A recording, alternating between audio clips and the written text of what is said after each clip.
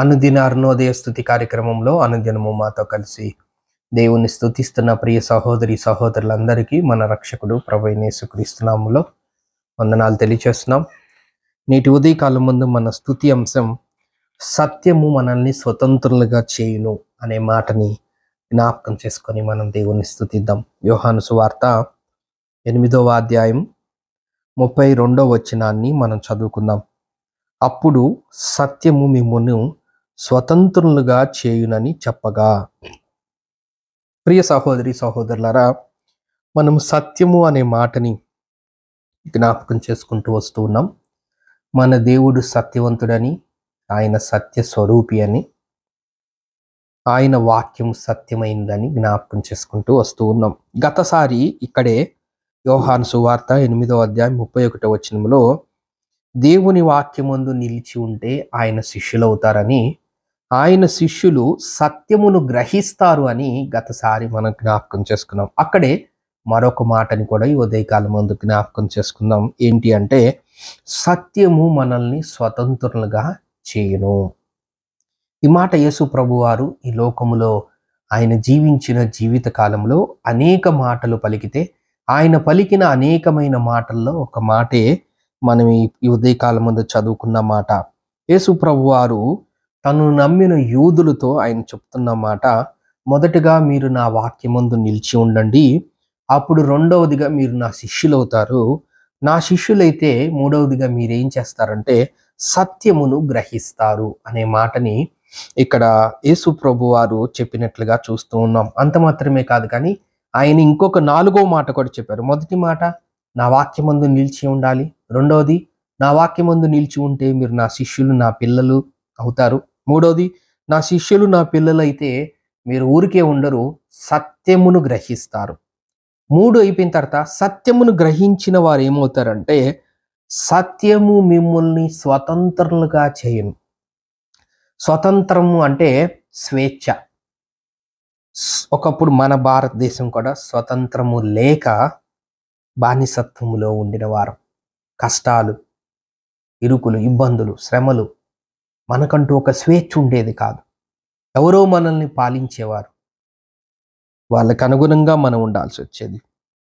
అనేక మంది పోరాడారు, ప్రాణాలు వదిలారు, ప్రయాసపడ్డారు, చివరికి స్వతంత్రం వచ్చింది. ఆ స్వతంత్ర దినాన్ని ప్రతి సంవత్సరం ఉత్సవాలుగా పండుగ రూపంలో జరుపుకుంటూ ఉంటారు. కారణం, స్వతంత్రం రావటం ఒక పండుగ.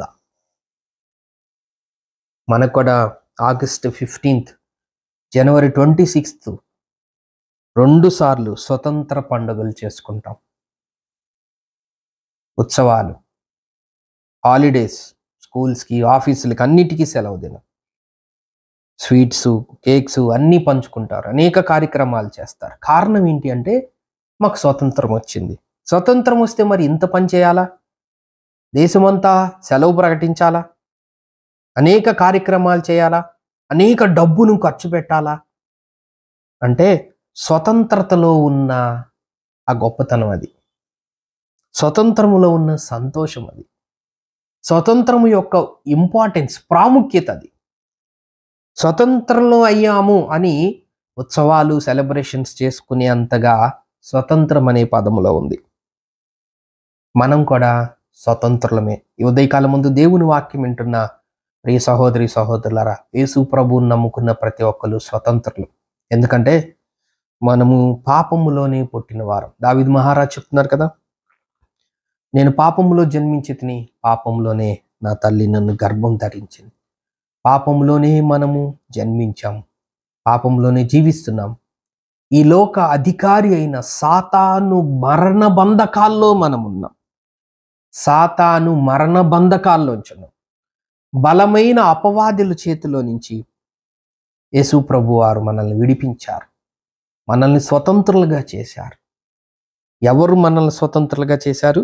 ఇక్కడ యేసు ప్రభువారు చెప్తున్న మాట, సత్యము మిమ్ముల్ని స్వతంత్రులుగా చేయను. సత్యం అనగా ఎవరు? సత్యవంతుడైన ఎవరు? సత్యవంతుడు అనగా ఎవరు? దేవుని వాక్యమే సత్యం, వాక్యమే సత్యం, ఆయనే సత్యవంతుడు.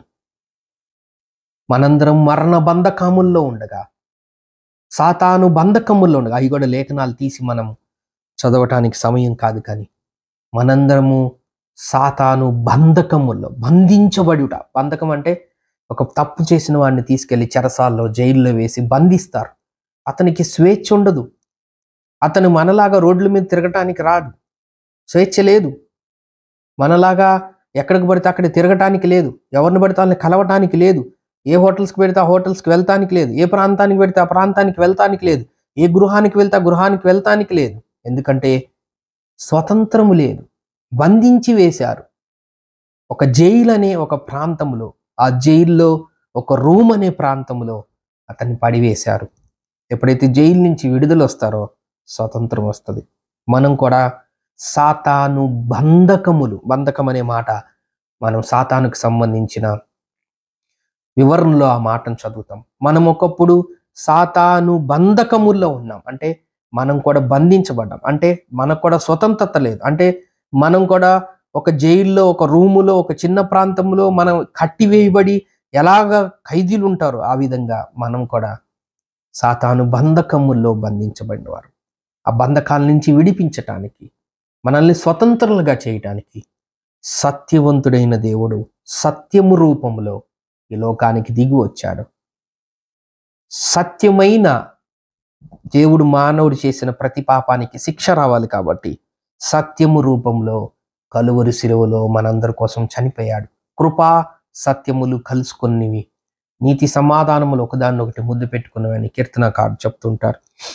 సత్యము అనగా మానవుడు చేసిన పాపానికి శిక్ష విధించటమే సత్యం. కోర్టులోకి వెళ్ళిన సత్యం, ఏది రైట్, ఏది సత్యం, ఓకే ఇది సత్యం, దీని ప్రకారం ఇది చేశారు కాబట్టి ఇతనికి మేలు, ఇతను దీన్ని బట్టి చేయలేదు కాబట్టి, సత్యానికి వ్యతిరేకంగా చేశారు కాబట్టి శిక్ష అని ఈ లోకములో న్యాయమూర్తులు ఏ విధంగా శిక్ష విధిస్తున్నారో మనం కూడా సత్యమైన దేవుణ్ణి గ్రహించి స్వతంత్రులమయ్యాం. ఉదయకాలం దేవుని వాక్యం వింటున్నాం. మనం స్వతంత్రులము. మనల్ని స్వతంత్రులుగా చేసింది సత్యము. సత్యమనగా యేసుక్రీస్తు వారు. ఆయన ఈ లోకములో సత్యవంతుడిగా వచ్చాడు, సత్యవంతుడిగా మనందరి కోసం చనిపోయి తిరిగి లేచాడు. ఆయన చేసిన సత్యమైన కార్యం ద్వారా మనం సాతాను బంధకములోంచి విమోచింపబడ్డాము, స్వతంత్రులుగా చేయబడ్డాము. కాబట్టి సత్యం మనల్ని స్వతంత్రులుగా చేసిన విధానాన్ని బట్టి ఈ ఉదయకాలం మందు మనము ఆ స్థితిని జ్ఞాపకం చేసుకుంటూ మనం దేవుణ్ణి స్తుతిద్దాం. దేవుడి కొన్ని లేఖన భాగం మన కొరకు దీవించును గాక. ప్రార్థన చేసుకుందాం. ప్రేమగల తండ్రి, నమ్మకమైన మా దేవ, మీకు స్తోత్రం వందనములైనా. సత్యము మిమ్మల్ని స్వతంత్రులుగా చేయనన్నారు. అవునైనా మమ్మల్ని స్వతంత్రులుగా చేసినందుకు మీకు స్తోత్రం వందనములు తెలియజేస్తూ యేసుక్రీస్తు నామమున స్తోత్రం చెల్లించి ప్రార్థన చేస్తున్నాం తండ్రి. ఆమేన్.